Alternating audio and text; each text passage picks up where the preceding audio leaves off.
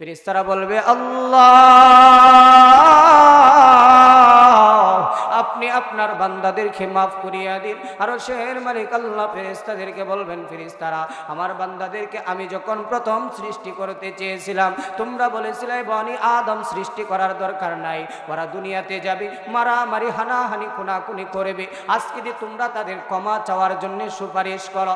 আল্লাহ পাককে ফেরেশতারা বলবেন আল্লাহ আপনার বান্দারা আপনার এত আশিক, এত আপনার পাগল, আপনার বান্দারা আপনি আল্লাহর জান্নাত দেখে নাই, তবে জান্নাত বিশ্বাস করে আপনার বান্দারা আপনি আল্লাহরে দেখে নাই, তবে আপনি আল্লাহরে বিশ্বাস করে আপনার বান্দারা আপনার জাহান্নাম দেখে নাই, তবে আপনার জাহান্নাম যে কঠিন জায়গা এটাও বিশ্বাস করে।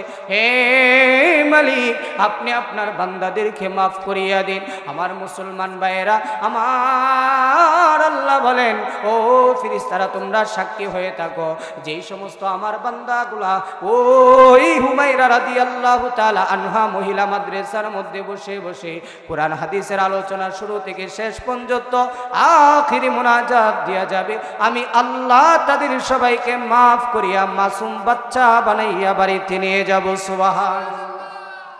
যারা ভাই আসেন জান্নাতের প্যান্ডেলে এসে বসেন ভাই, এটা একটা জান্নাতের মজলিস, এখানে বসলেই লাভ, এখানে বসলেই পরকালে জান্নাত পাইবেন। মুসলমান ভাইরা আমার, এই কারণে আমি আপনাদের মাঝে একটি আয়াত তেলাওয়াত করেছি আল্লাহ পাকের মহাগ্রন্থ আল কোরআন থেকে। আল্লাহ পাক পবিত্র কালামুল্লাহ শরীফের ভিতরে বলেন লাকাদ কানা লাকুম ফি রাসূলিল্লাহি উসওয়াতুন হাসানা। আল্লাহ পাক রব্বুল আলামিন বলেন বিশ্বনবী মুহাম্মদুর রাসূলুল্লাহ সাল্লাল্লাহু আলাইহি ওয়াসাল্লামের আদর্শ হলো উত্তম আদর্শ। পড়েন সুবহানাল্লাহ। যুবক ভাইরা আমার, যারা এই প্যান্ডেলের বাইরে ঘুরতেছে রে মুমিন, হ্যাঁ যুবক ভাই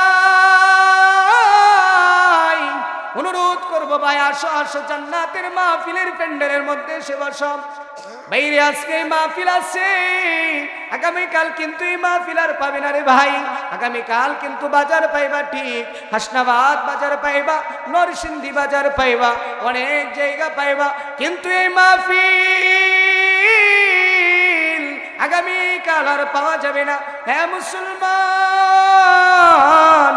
এই কারণে বলবো আসেন ভাই আসেন এই মাহফিলের মধ্যে বসেন।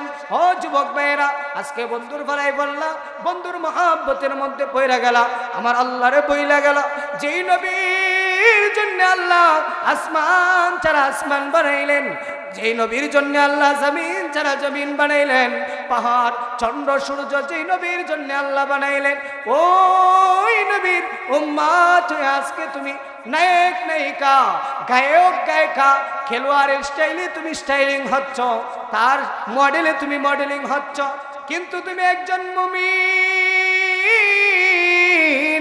তোমার ভিতরে তার আদর্শ থাকার কথা নয়। তুমি একজন নবীর উম্মত। কোন নবীর উম্মত? বলে নবীদের নবী, আখির নবী জনাবে মুহাম্মদুর রাসূলুল্লাহ সাল্লাল্লাহু আলাইহি ওয়াসাল্লাম, যেই নবী সকল নবীদের নবী, ওই নবীর উম্মত হইয়া বন্ধু দুনিয়ায় আসলা।